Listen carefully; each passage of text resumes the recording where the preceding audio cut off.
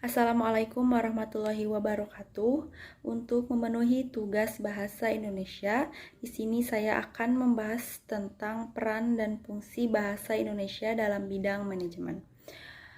Sebelumnya, perkenalkan nama saya Syakila Nurimi Barokah dengan NIM 21031313156 dari Program Studi Manajemen Fakultas Ekonomi dan Bisnis Universitas Muhammadiyah Bandung. Yang pertama yang akan dibahas adalah pengertian tentang bahasa. Bahasa menurut Kamus Besar Bahasa Indonesia secara terminologi mengartikan bahasa sebagai sistem lambang bunyi yang arbiter yang digunakan oleh anggota suatu masyarakat untuk bekerja sama, berinteraksi, dan mengidentifikasikan diri. Selanjutnya, bahasa Indonesia itu sendiri adalah bahasa nasional dan resmi di seluruh Indonesia. Ini merupakan bahasa komunikasi resmi yang diajarkan kepada kita di sekolah-sekolah, juga diajarkan atau disiarkan di media elektronik dan digital. Selanjutnya yaitu pembahasan tentang manajemen. Manajemen adalah suatu proses di mana seseorang dapat mengatur segala sesuatu yang dikerjakan oleh individu atau kelompok.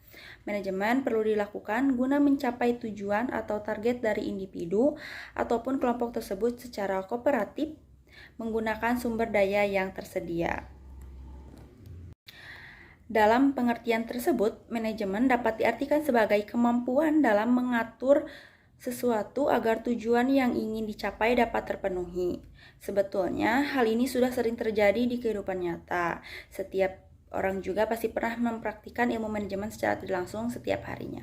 Selain itu, manajemen juga dapat diartikan menurut etimologinya, manajemen berarti sebagai seni mengatur dan melaksanakan.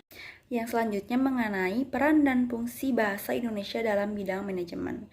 Yang pertama, peran dan fungsinya yaitu sebagai alat komunikasi. Mengapa? Karena bahasa Indonesia dalam bidang manajemen digunakan sebagai alat komunikasi karena memiliki peran tersendiri dalam sebuah usaha atau bisnis. Tanpa adanya bahasa, komunikasi tidak dapat berjalan dengan baik. Bahasa merupakan alat untuk mengekspresikan diri, alat komunikasi, dan sarana untuk kontrol sosial. Bahasa adalah alat komunikasi yang paling efektif untuk menyampaikan ide, pesan, tujuan, perasaan, dan menyampaikan pendapat. Contoh yang pertama yaitu pada iklan suatu produk. Biasanya ini terjadi pada manajemen pemasaran. Tanpa adanya bahasa yang baik, menarik, dan benar, tentu masyarakat tidak akan mengerti dan tertarik pada produk yang ditawarkan atau dijual. Yang kedua yaitu pada marketing atau sales. Nah, ketika kita menawarkan suatu produk atau jasa kepada pembeli, harusnya kita tuh menggunakan bahasa Indonesia yang baik dan benar, sehingga apa yang kita sampaikan kepada masyarakat tersebut tentang suatu produk yang akan meyakinkan masyarakat tersebut. Yang ketiga yaitu contohnya ketika ada komplain dari pihak pembeli. Nah, ketika ada komplain dari pihak pembeli, kita harus memberikan kesempatan kepada pembeli untuk menjelaskan apa permasalahannya terlebih dahulu. Kemudian dengarkan baik-baik apa masalahnya, catat apa yang menjadi poin penting, jangan memotong pembicaraannya ketika pembeli menjelaskan permasalahannya agar tidak terjadi miskomunikasi antara penjual dan pembeli.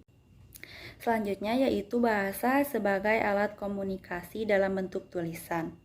Nah, maksudnya yaitu berkomunikasi tidak hanya secara lisan, tetapi bisa dalam bentuk tulisan.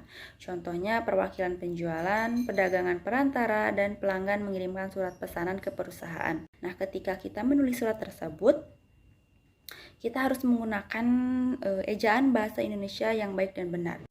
Kemudian yang selanjutnya yaitu bahasa sebagai alat untuk mengambil suatu keputusan, perencanaan, pelaksanaan, dan pengawasan. Nah, dalam proses pengambilan suatu keputusan, perencanaan, pelaksanaan, dan pengawasan diperlukan suatu bahasa yang baik dan benar, sehingga dalam penyampaiannya tidak menimbulkan kesalahpahaman agar apa yang ingin kita sampaikan dapat dipahami dan dimengerti oleh orang lain. Selanjutnya yaitu bahasa sebagai alat untuk bekerja sama. Maksudnya, kita sebagai makhluk sosial, manusia selalu hidup berkelompok dan membentuk lingkungan pergaulan yang tentunya mereka tinggal di dalamnya, bekerja dan mencari kebutuhan hidup. Kita juga dalam bidang manajemen biasanya akan ada selalu kerjasama. Nah, untuk meyakinkan para orang yang akan bekerja sama, kita juga harus menggunakan bahasa yang baik agar mempermudah kita dalam menjalin kerjasama. Mungkin cukup sekian dari saya mengenai pembahasan peran dan fungsi bahasa Indonesia dalam bidang manajemen tersebut. Cukup sekian dari saya. Wassalamualaikum warahmatullahi wabarakatuh.